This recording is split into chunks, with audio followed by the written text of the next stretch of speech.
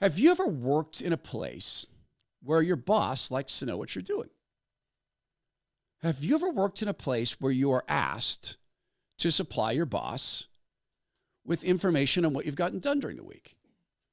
Now, I've worked in places where it's not weekly, it's daily. I've worked in places like when I was selling Time Life books, where my productivity was on a whiteboard in front of everybody. And it was with dots. Every book I sold went up on a whiteboard, and I saw that I was in competition with other people, and it worked. And we were tracked. In fact, in that job, people listened to our phone calls. And sometimes they'd break into the phone call. Like if you're talking to someone and you're trying to sell them a book and you're taking too long, you might have a manager get in your ear and say, okay, door close, door close. There are all these different close techniques. You know, turn close, turn close. And it was kind of distracting, but it was really actually good boot camp selling phenomena. At Microsoft, it was quarterly. We had big quarterly meetings on our goals and then our commitments to reach our goals. We had biweekly, serious one-to-ones with our managers where we would sit down and talk about how things are going, how are you progressing towards your commitments, how are you achieving your goals, what can I do as a manager to get things out of your way?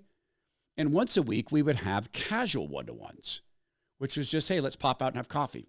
And at that point, we're kind of talking about life and teams and travel. And it was kind of more of a bonding thing to actually get to know your boss as a human being.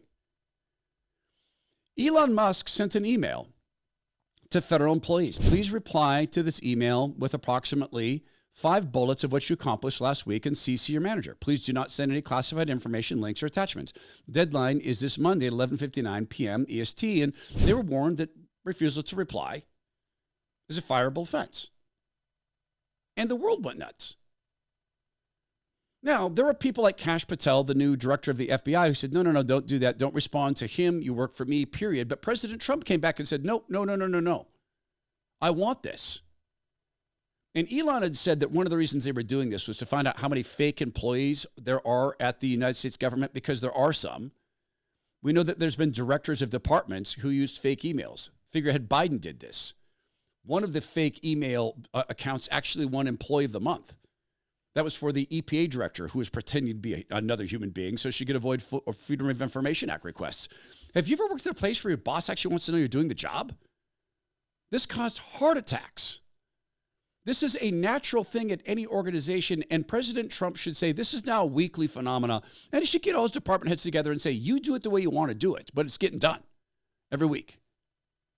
Now, there's another aspect to this that's happening is that outsiders are seeing outsiders get into D.C. and make outsider difference. You got to hear what this pharmacist posted to Elon Musk in regard to fraud in the pharmacy industry with your tax dollars. You got to hear this. I'll get to this to you in a second. This week, there's something going on at Bone Frog Coffee that Tim Cruikshank has put together. He is the founder and CEO of Bone Frog Coffee. He's a Navy SEAL, retired. He did 3 tours on our behalf as a medic attached to the SEAL teams. He's created a bag specifically for St. Patrick's Day, and he has a Celtic heritage. So this is a big passion for Tim. It's a beautiful Celtic cross. And remember when they wanted to pretend this was a white supremacist cross because Pete Hegseth had one? Then we found out it's on the National Cathedral. It's on the booklet for one of the big funerals they had back there for a big-time dam. Oh, Jimmy Carter.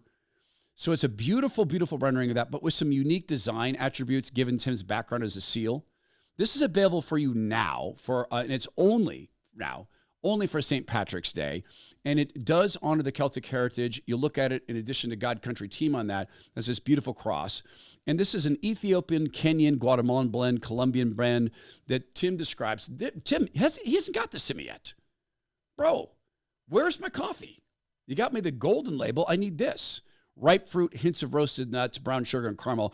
Go get 10% off your first purchase at Bone Frog Coffee, bonefrogcoffee.com/Todd, 15% off subscription coffee. That's bonefrogcoffee.com/Todd. A pharmacist had some advice for DOGE and where they might find some savings. 5, helping DOGE cut waste. So far, we found 4 drugs that Medicare is overpaying for by $3.3 billion. And today we found another even bigger one. It is aripiprazole. This medication was dispensed 7.2 million times in 2022 at an average of $208 each.